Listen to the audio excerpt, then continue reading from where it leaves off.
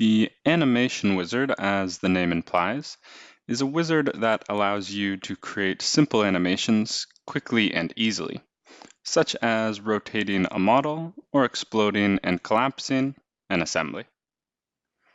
An animation will automatically be generated based on a few inputs. And in this lesson, I'll show you how to generate a simple 10-second rotation animation. To generate a simple rotation, I can click on the Animation Wizard command.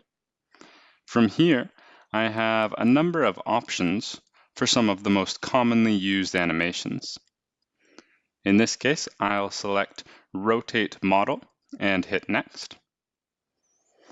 Now I can define which axis I would like to rotate about, the number of rotations, and the direction to rotate. In this case, I'll choose the Y direction with one full rotation in the clockwise direction, and again, I'll hit Next. Finally, I can define the duration and start time of our rotate animation.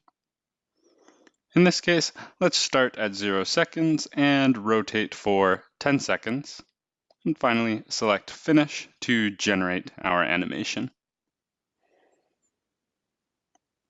This has generated a 10-second animation, and as you can see, a number of orientation keys have been added to the timeline.